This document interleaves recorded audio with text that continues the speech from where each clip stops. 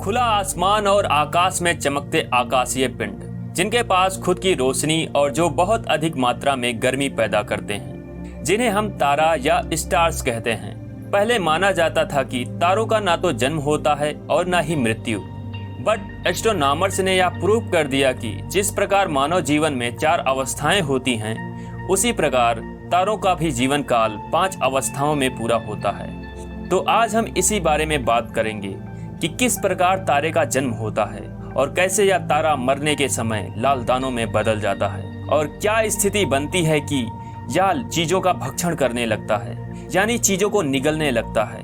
Hello दोस्तों, मेरा नाम है विकल। हम सभी को पता है कि स्पेस में हाइड्रोजन और हीलियम गैसें अदर गैसों की तुलना में अधिक मात्रा में पाई जाती हैं। गैस ही क्यों, स्पेस में धूल के कण भी होते हैं। ये गैस और धूल के कण अंतरिक्ष में यहाँ वहाँ बिखरे होते हैं। ठीक वैसे ही जैसे लंच की छुट्टी में स्कूली बच्चे मैदान में झुंड बनाकर इधर उधर बैठे होते हैं, कहीं कम तो कहीं ज्यादा। इन गैसों की अपनी गर्मी बहुत कम होती है, जिससे यह पास पास होती हैं। जहाँ ये गैसें बहुत ज्यादा होती हैं, यानी डेंसिटी बहुत अधिक होती है, वह स्थान गैस का बादल या गैस मेघ कहलाता है। ये गैस के बादल बहुत ही बड़े बड़े होते हैं, जिससे ये गैसें एक दूसरी गैस को अपनी ओर खींचती हैं, यानी इन पर स्वयं का गुरुत्वाकर्षण बल काम करता है। जैसे जैसे ये गैस पास पास आती जाती हैं, वैसे वैसे गैस के बादल सिकुड़ते जाते हैं। यह प्रोसेसिंग ठीक वैसे ही होती है जैसे किसी फूले हुए गुब्बारे की हवा निकालने पर वह धीरे धीरे सिकुड़ने लगता है। इस प्रोसेसिंग के दौरान ये गैस के बादल अर्धठोस और गोल आकार में बदल जाते हैं। अब इन गैस के बादलों को प्रोटोस्टार कहा जाता है। ये प्रोटोस्टार ना तो रोशनी देते हैं और ना ही गर्मी। इसके बाद प्रोटोस्टार तारे में बदलना शुरू होता है। प्रोटोस्टार गैस के बादलों की तुलना में काफी छोटे होते हैं। अब इनमें उपस्थित हाइड्रोजन गैस के अणु स्वतंत्र रूप से न घूम पाने की वजह से आपस में टकराने लगते हैं। आपने गौर किया होगा कि जब लोहे पर चोट की जाती है तो वह गर्म हो जाता है। इसी प्रकार ये गैस के अणु जब आपस में टकराते हैं तो बहुत अधिक गर्मी पैदा होती है। इसी वजह से प्रोटोस्टार का तापमान लगभग 10,000 डिग्री सेल्सियस से भी अधिक हो जाता है। इतने टेम्परेचर पर प्रोटोस्टार में नाभिकीय रिएक्शंस शुरू हो जाती हैं। इसी क्रिया में हाइड्रोजन हीलियम में बदलने लगती है और बहुत गर्मी पैदा होती है। धीरे धीरे इन क्रिया के तेज होने से प्रोटोस्टार गर्मी और रोशनी फैलाने लगता है और तब यह प्रोटोस्टार एक तारा बनकर तैयार हो जाता है। दीपावली पर दियों की कतारबद्ध पंक्ति दूर से देखने पर ये कैसे तारों की तरह टिमटिमाते हुए दिखाई देते हैं, लेकिन दिए की बत्ती तभी तक जलती है जब तक कि दियों में तेल रहता है, पर जब तेल खत्म हो जाता है तो दिया बुझ जाता है। ठीक ऐसे ही तारों के केस में भी होता है।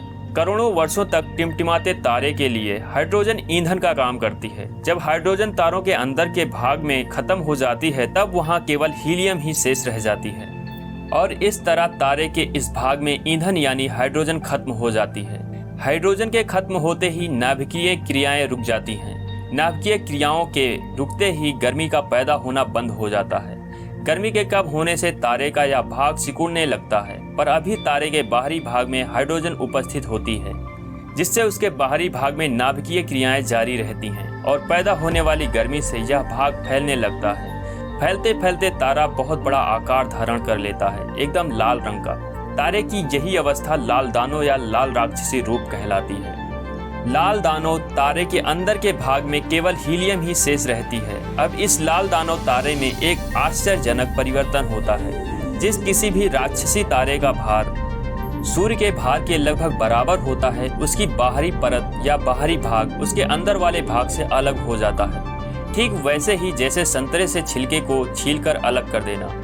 फिर अंदर के भाग में उपस्थित हीलियम आपसी खींचतान की वजह से सिकुड़कर बौना रूप धारण कर लेती है। साथ ही बंद हो चुकी नाभिकीय क्रियाएं फिर से शुरू हो जाती हैं और हीलियम कार्बन जैसे भारी पदार्थों में बदलने लगती है। इस क्रिया में गर्मी तो पैदा होती ही है, बाद में यह बौना तारा सफेद रोशनी देने लगता है। तारों की यह अवस्था व्हाइट ड्वार्फ या श्वेत वामन तारा कहलाती है। लेकिन जिन लाल राक्षसी तारों का भार सूर्य के भार से 1.44 गुना से ज्यादा होता है, उनके अंदर हीलियम लगातार सिकुड़ती जाती है और बहुत अधिक गर्मी पैदा करती है। यह गर्मी इतनी अधिक होती है कि विस्फोट के रूप में बाहर निकलने लगती है।